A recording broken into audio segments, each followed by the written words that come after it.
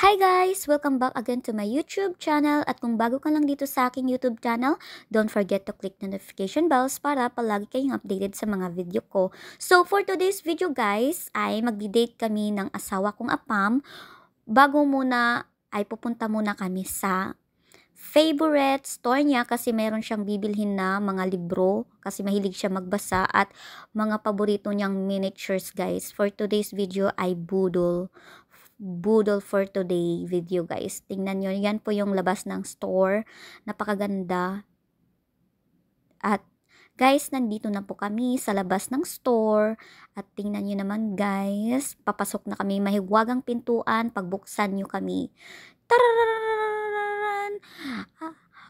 Actually guys, nandyan na pala yung asawa ko sa loob. Iniwan niya na ako sa labas kasi nagbe-video kasi ako siya. Tingnan nyo na guys, oh. Libot-libot siya, patingin-tingin kasi for Boodle today guys. Namimili siya ng mga miniatures kasi yan yung gusto niyang i-collect guys. Actually marami siyang mga collection dito sa bahay namin. Pan-display niya siguro. At tagatapos guys, nakabili na kami at pumunta na kami dito sa fast food. At nag-date na kami guys. Tingnan nyo naman. Yan yung in-order ko guys. Masarap guys. Yan ay sandwich. Stick sandwich. Ito naman sa kanya yung tuna sandwich guys. Yan po yung in-order namin guys. Mahilig siya sa chocolate drink. Ako naman Pepsi Zero. Ito po yung fast food. Ito po yung loob ng fast food guys. Tingnan nyo guys. Tingnan mo. Okay. For the lemon. For today's video, no diet today. Kain lang ng kain. Habang may kinakain. Walang diet.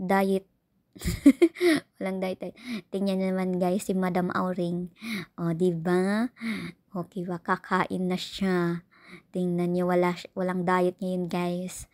Sunod na guys yung diet nung wala ka nang makain. Tingnan nyo, ang laki-laki ng serving. Actually guys, half lang yung in-order ko guys. Tingnan nyo guys, malaking bunganga ng ng buhaya. Tingnan nyo,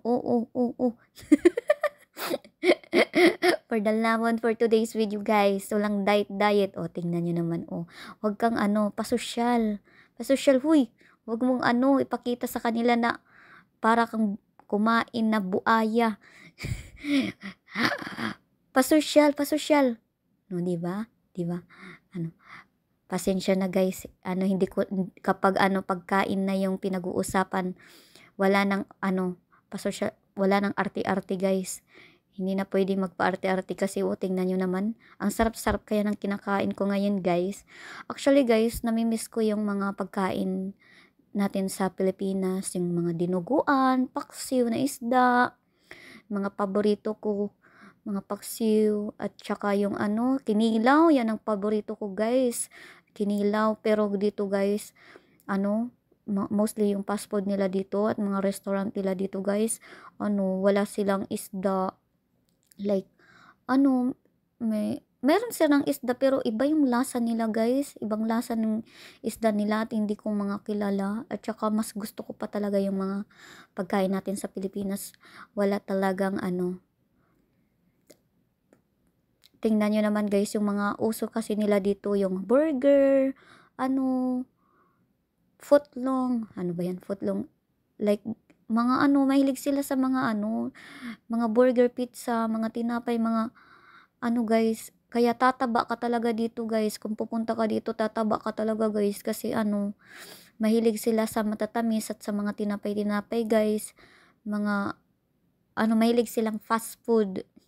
Actually guys, minsan, pumupunta ako sa yung asawa ko, kumakain kami sa Filipino restaurant, pero hindi pwede everyday guys, kasi napakamahal dito guys, yung mga Filipino food, nagbabayad yung asawa ko ng 3,000 for only one meal, kaya tipid-tipid talaga guys. Pero okay lang, kailangan ko talagang kumain ng pagkain nila dito guys, kasi yan yung mura dito. At mostly guys, alam nyo yung serving ng pagkain nila dito guys, kapag umu-order ka, malalaki yung serving nila guys kumpara sa Pilipinas. Ano, ang kukunti lang ng serving. O dito malaki guys kasi siguro ang mga tao dito mga malalaki kaya malaki yung serving nila. Char. So kung sa Pilipinas kaya maliit yung serving nila kasi kasi maliit yung mga tao. Grabe naman siya. As para sa akin lang. Actually guys, lang yan, half. Actually may long dapat yan guys. Sabi ng asawa ko na order mo ako yung half lang, wag yung long kasi kapag long hindi ko na yan mauubos.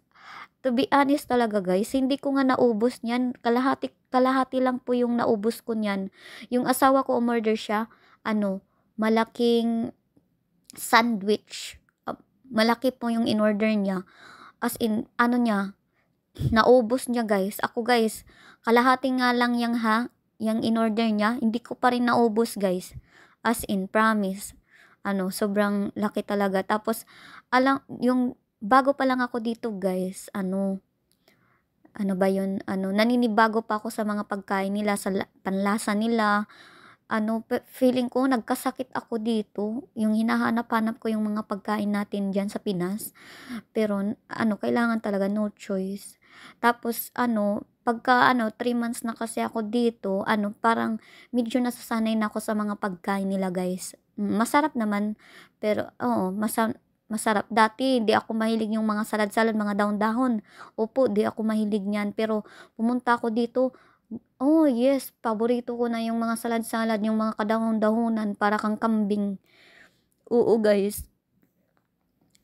Kasi 'di ba sa atin, more on yung gulay nating niluluto talaga natin, mga ginisa na ganas, at paborito ko yung yung gabi.